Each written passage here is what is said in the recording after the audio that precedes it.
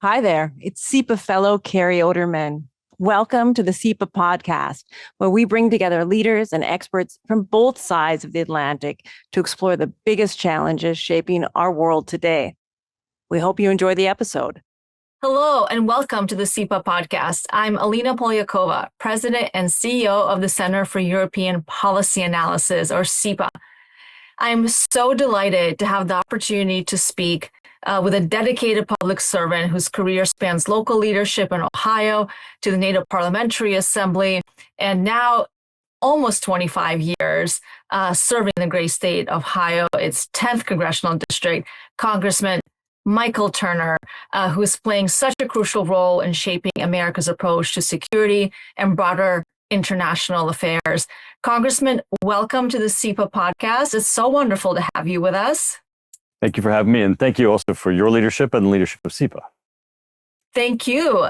We were so delighted to have the opportunity to honor you with one of our Transatlantic Leadership Awards 2 years ago. So this is such a nice opportunity for us to follow up to that. But I want to start us off with what has become a tradition of the CEPA podcast, which is the hardest part of this conversation. It's our lightning round. So whenever you're ready. Ready? Ready. Okay. Tea or coffee? Coffee. Okay. Dayton Philharmonic or Sarajevo Philharmonic? I like them together because I hosted them both together. We had Marin Alsop conduct them, and they played together as one in a concert for peace. So together they were extraordinary. That's incredible. I wish I could have been there for that. It sounds amazing. But I'm going to keep going with Beethoven's Fifth was the most extraordinary I've ever heard it, with the two of them playing together. Amazing. Okay. Favorite Wright brother, Wilbur or Orville? That's really hard too, because it couldn't have happened without both of them. I mean, if you read the history, and it really was a team project. They really did act in such a coordinated fashion.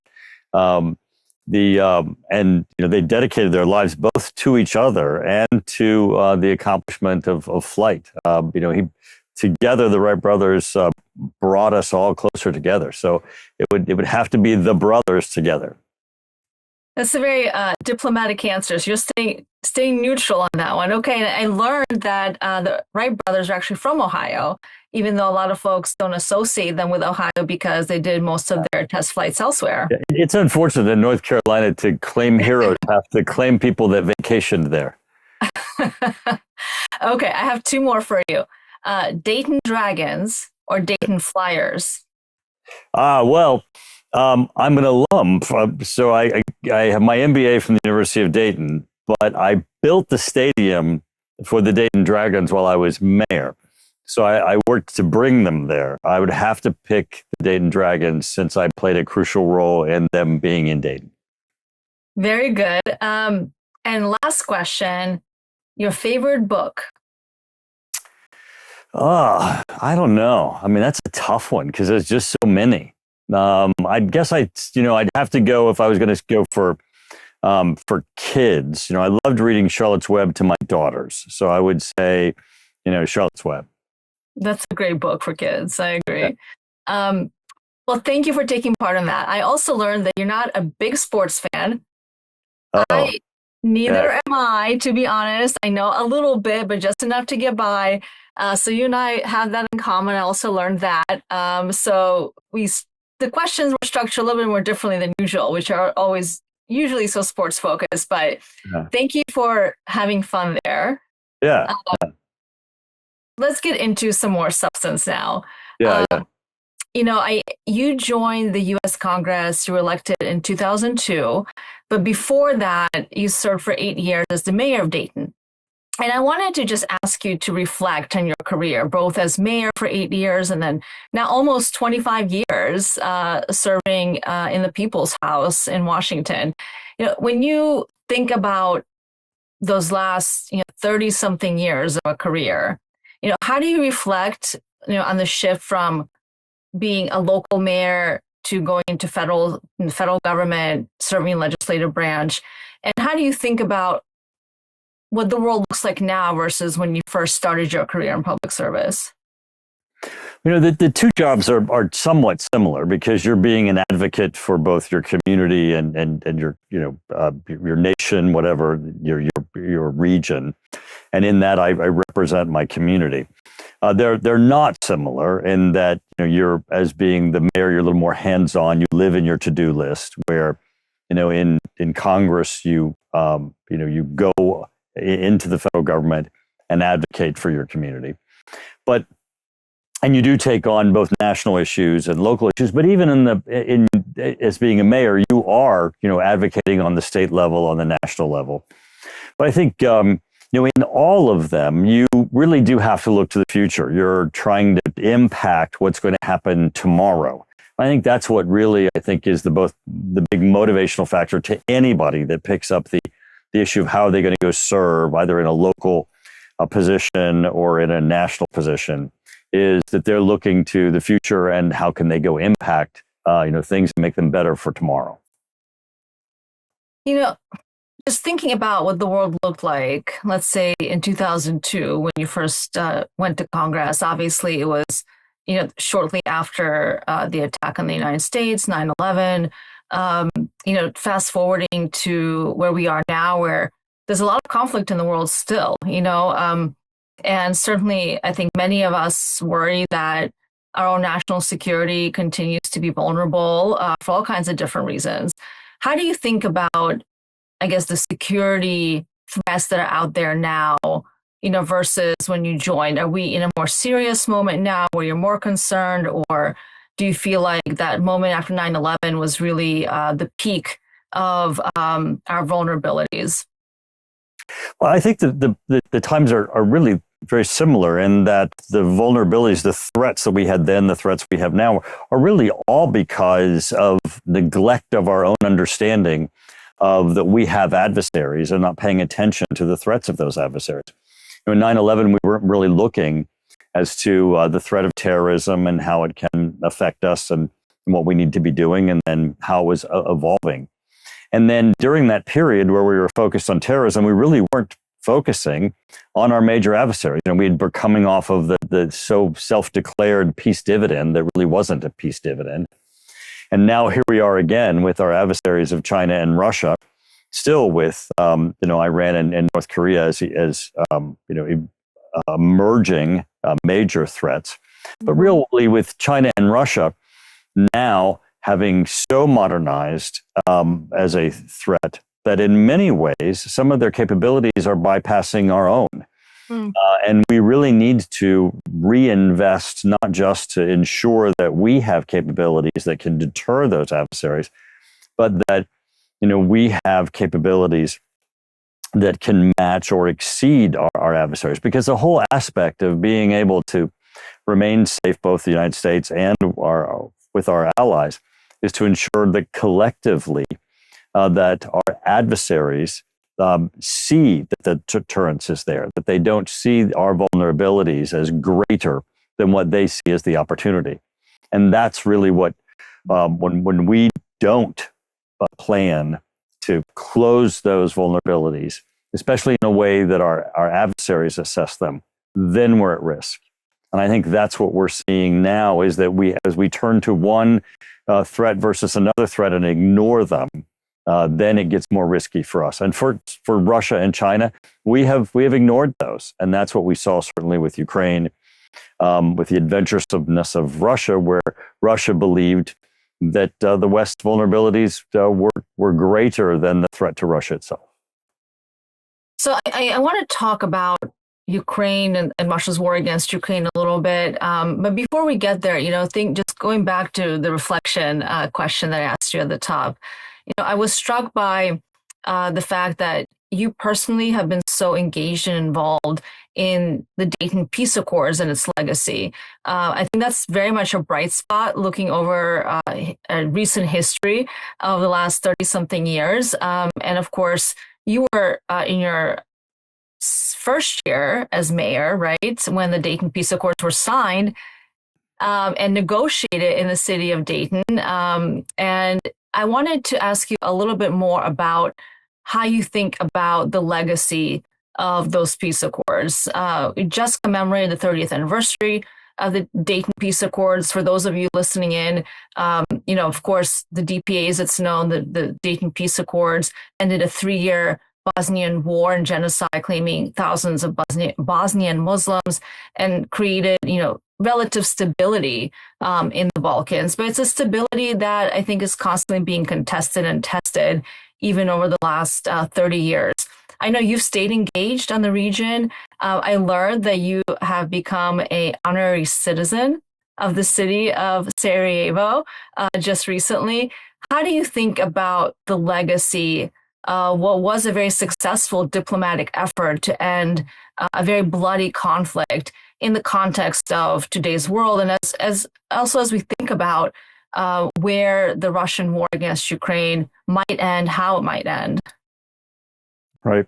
Well, as you know, that Serbs, Croats, Muslims, that the Bosniaks, throughout the region, had an unbelievable loss of lives during that conflict, and the fact that the Dayton Peace Accords brought that conflict to an end of an area that had seen hundreds of years of conflict and really hatred is quite a milestone.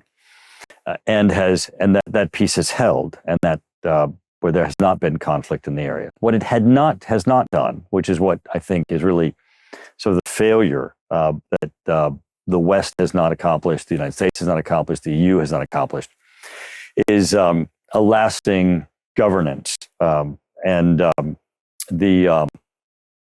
where the Dayton Peace Accords had a set constitutional structure that did hold the peace. We haven't, by looking away at times, we didn't really finish the job of allowing the area to transition, where there had been a hope that the area would transition, I think, into a governance structure that could maybe join the EU, join NATO, and in a way it heal, so we could see it as a governing structure. That, I think, is really sort of the failure. We still have the divisions there that seem to be longstanding at this point. And the Trump administration needs to lean in. Other administrations, we've called on them to lean in. We've called in for a Dayton II for the EU and others, our transatlantic alliance, to come together and lean in to try to help broker a transition to a more governance structure. But I think that's really what needs to happen, is that the Balkans needs to have this healing where we can see a future that's brighter than this just stasis that we have of, we don't have conflict, but we don't really have a lasting future. And do you think, based on what you just outlined as some of the shortcomings of the DPA, but also some of the successes of it, right? It did end the brutal conflict. And of course, now we're seeing another brutal conflict in Europe with what's happening with Russia's aggression against Ukraine. Do you think there's lessons learned from the process of the Dayton Peace Accords for maybe coming to some sort of resolution between in the current war in Europe? Well, certainly. I mean, the thing that we had there, which is a little bit different than you have in Ukraine, is that you had warring factions. I mean, it was the disintegration of Yugoslavia, really the conflict that could have been a broader war in Europe after the fall of the Berlin Wall. But in Ukraine, you actually have Russia, a superpower, trying to expand its territory and attacking a democratic state, which is different than you have had in the disintegration of Yugoslavia and the conflict that occurred there. But the issue that we had was, of course, building democratic institutions, a peace that could hold stability, and really, without the United States, that transition could never have happened. President Clinton, seeing a role for the United States, coming in both through military action and then ultimately with a military presence and a transition to a lasting peace that has held, was incredibly important and powerful. So just thinking through the alliance structure the U.S. has led, that you already talked about, that, of course, NATO is the strongest, most deep and comprehensive defense and security alliance in history, and certainly in the current moment. And you mentioned the role of U.S. leadership and how critical that is for all of our allies, whether it comes to reaching a diplomatic solution in the wars of the past, or I think the wars of the present. You have taken such an important leadership role as at the helm of the U.S. delegation to the NATO Parliamentary Assembly. Can you talk a little bit about what that body is and what it does, and why you have focused on it so much, invested so much of your time and leadership into its success? Sure. The NATO Parliamentary Assembly is a parliamentary dialogue group of the member nations of NATO. It also has affiliated nations that send parliamentary groups and delegations that come together and take up the issues that NATO is debating, and also relevant foreign policy issues. And it gives the parliamentarians an opportunity to both share not only their policy views, but also substantive information that they get to take back then to their parliaments and share. Many parliaments don't have, as our Congress does, a congressional research service or even access to classified information. So the fact that we convene together and share, academic information, substantive information, hold hearings, and bring in military leaders, NATO leaders, and take in those types of substantive discussions, and then have among ourselves policy discussions, and have really the types of discussions where we come to some sort of understanding of the elements that are necessary to conclude in these, give the tools for these parliamentarians as they go back to their various parliaments to engage in those discussions and influence what happens in their various nations. That helps all of us as they formulate policies. It helps us in the budgetary decision making that they make. It also gives us an opportunity to share with them information that they might not have about weapon systems, manufacturing systems.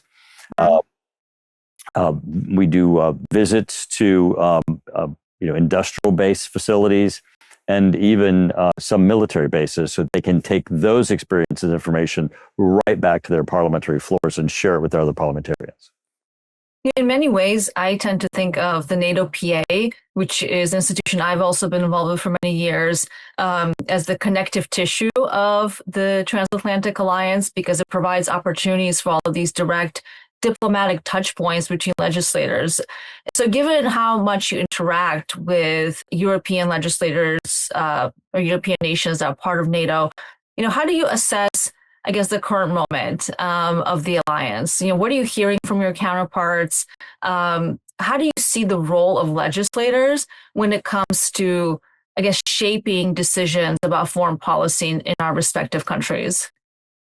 Well, it's actually doing quite well. And the Secretary General of NATO points out every time he comes before our group and talks about the major issues, that all of the major issues that NATO is facing, in order for them to be adopted and implemented, have to go before these individual nations and be adopted by their individual parliaments. Yeah.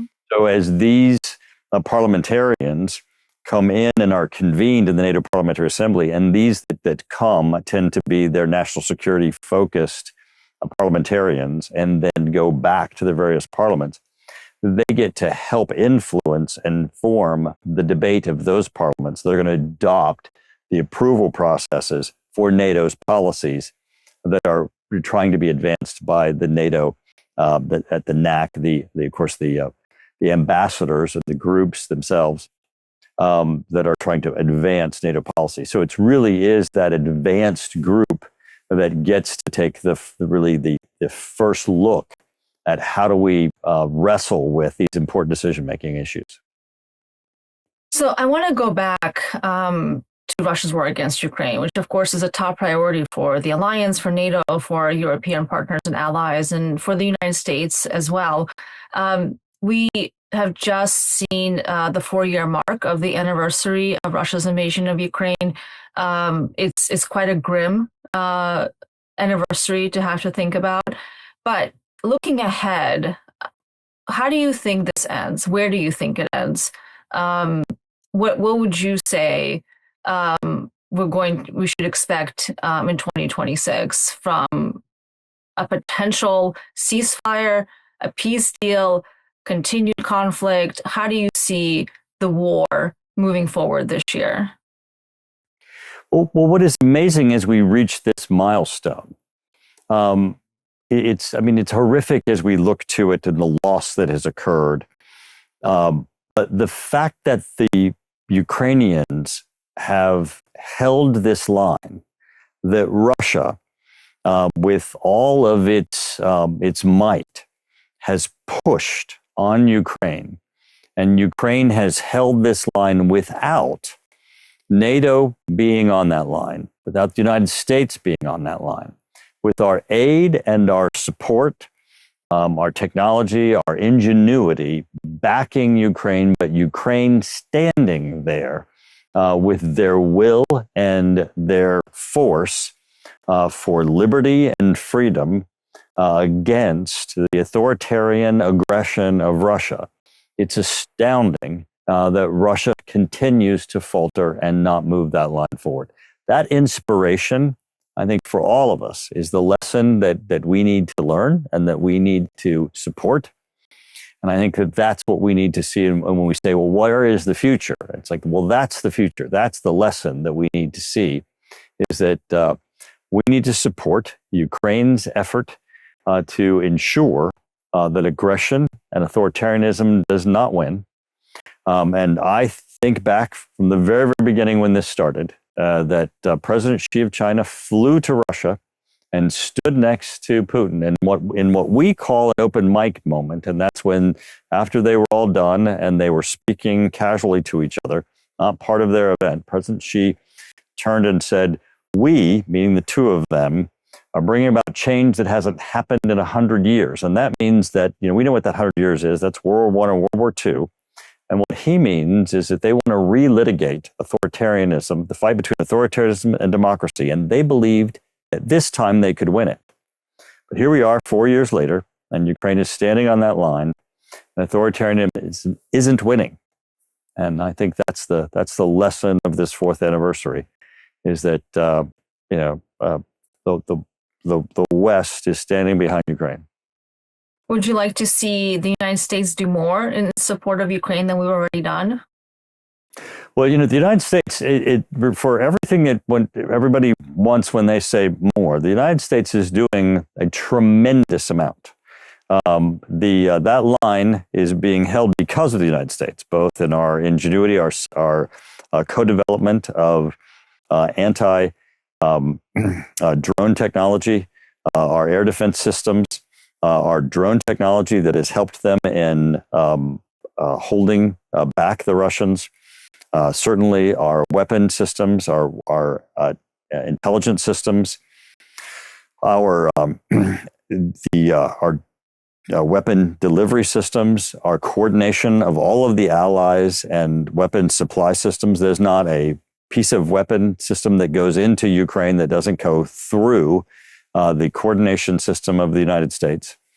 Now, I would like to see, and I support and have openly called for the United States to adopt Lindsey Graham and Brian Fitzpatrick's bill for aggressive sanctions, including secondary sanctions against Russia and those doing business with Russia, including Russian energy. Those would be incredibly powerful to impact Russia's ability to fund and fuel its military might, which is fueling this aggression. But when you look at the support for Ukraine, the United States has been incredibly forceful in its support. So, Congressman Turner, I think that's a good note for us to end on. Thank you so much for your time. Thank you for this conversation. And We could have carried on a bit longer, so I hope to have you back on the podcast soon. And thanks again. And I appreciate your leadership.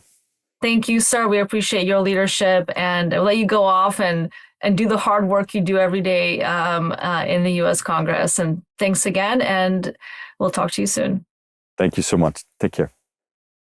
If you enjoyed listening, be sure to subscribe so you never miss an episode. You can find us on Apple Podcast, Spotify, or wherever else you get your podcasts.